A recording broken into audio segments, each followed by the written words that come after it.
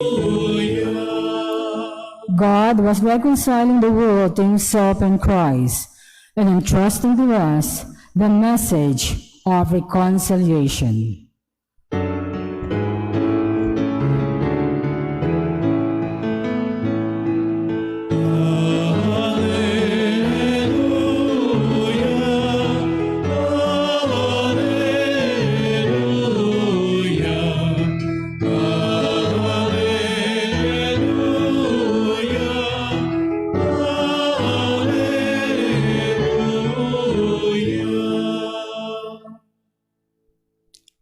The Lord be with you. And with your spirit. A reading from the Holy Gospel according to Saint Matthew. Glory to you, O Lord.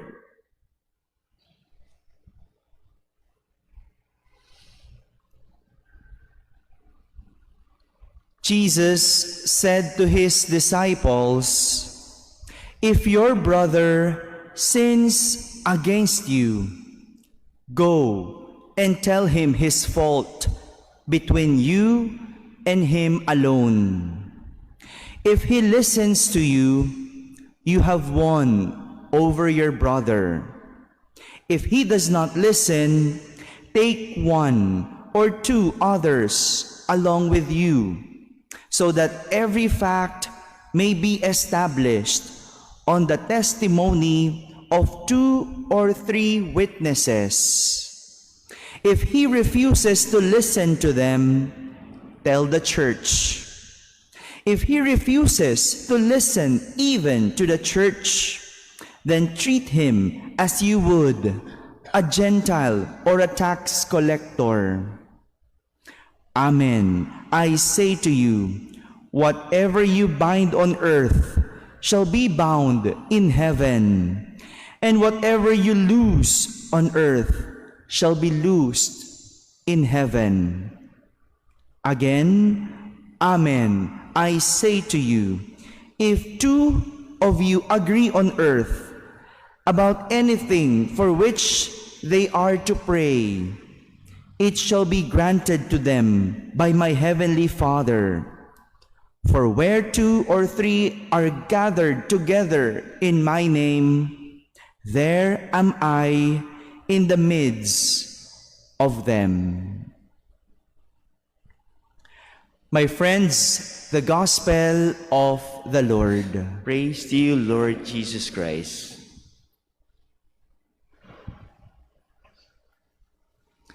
Until we can do something, we do everything.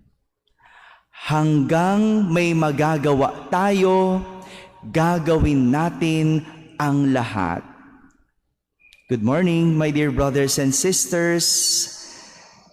This is the message of our readings for today and the lesson that we could also learn from Saint Roch, whom we remember today.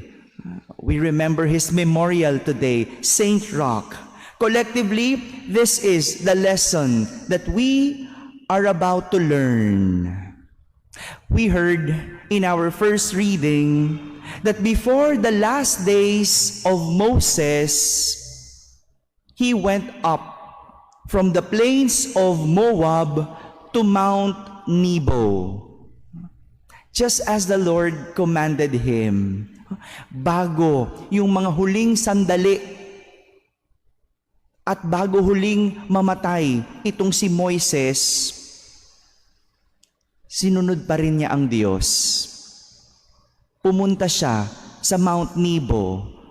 Tingnan mo si Moises, no? Hanggang huli, marunong sumunod. How old was Moses? 120 years old. Tayo, no? Habang tumatanda, patigas ng patigas yung ulo. Pero si Moses, sadya talagang masunurin. Tayo pagka siguro inutusan ng gano'n, 120 ka na, aakyat ka pa ba ng bundok? Diba? Puro reklamo na maririnig natin. Paglakarin mo lang ng konti, ang init-init. Masakit na yung tuhod ko. But Moses, until his last days, was a good follower of God. And as described, his eyes were undimmed, hindi lumabo, and his vigor unabated, hindi napanghinaan ng pangangatawan. It only shows that Moses, until death, was able and capable. Malinaw ang mata, malakas ang pangangatawan, able and capable. But what is admirable about Moses is that before his death, he laid his hands upon Joshua that made him filled with the spirit of wisdom. Si Joshua yung pumalit sa kanya. And pinasa niya yung kanyang karunungan kay Josue bago siya pumanaw.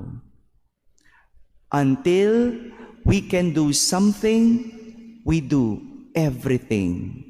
Hanggang huli, kumilos, gumawa itong si Moises. And this is what Jesus is telling his disciples about a brother who had sinned against them. Ganito daw dapat ang gagawin kapag merong nagkasala sa kanila. Tell him his fault privately. Second, if he does not listen, take a witness, 1 or 2. And third, if it's not yet effective, tell the church. To fix and revive a relationship, we have to do everything. Kapag may problema, kung kailangan pag-usapan, pag-usapan. Upuan, walang sukuan, at huwag din pababayaan. Hanggat maaari, pag-usapan. Until we can do something, we do everything. At hindi din po ito malayo sa naipamalas ni San Roque noong siya ay nabubuhay pa. Sa edad na 20 taong gulang, siya ay naging ulila na. Pero hindi po ito naging dahilan para mawalan siya ng saysay sa kanyang buhay.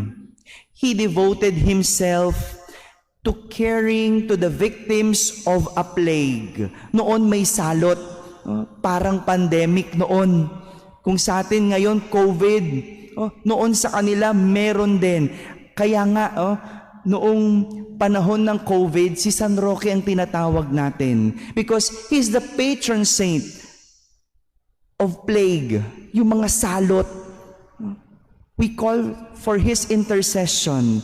And during his time, he cared. Inalagaan niya. Hindi naman siya nurse. Hindi siya medical frontliners. Hindi rin siya doktor. But he volunteered himself.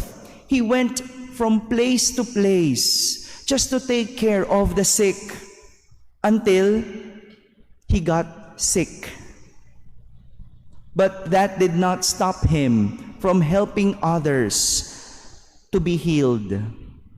And because he went from one place to another, when he reached Montpellier, he was taken as a spy in the disguise of a pilgrim. Inakalang siya ay espiya na nagtatago bilang isang pilgrim. Kasi nga, lipat-lipat siya ng lugar. Kaya nung pagdating niya ng Montpellier, akala siya'y espiya. And because of that, he was sent to prison. And after 5 years, he died. And even during his death, ito hindi niya natin mapapaniwalaan, sobra din. Even after he died, he still continued to heal through his intercession. Patay na, wala na, pero nakakapagpagaling pa through his intercession Until we can do something, we do everything. Mga kapatid, ipinapakita lang sa atin ng ating mga pagbasa at ni San Roque na hanggat may magagawa tayo, gawin natin ang lahat. Kaya nga ang katamaran ay isang kasalanan. Sloth is one of the 7 capital sins dahil ang hindi paggamit sa ipinagkaloob ng Diyos ay pagbaliwala sa Diyos. Ang hindi paggamit sa ipinagkaloob ng Diyos ay pagbaliwala sa Diyos. Kaya gamitin, sulitin, huwag sasayangin, at hanggat kaya, sagarin. Until we can do something, we do everything. Amen.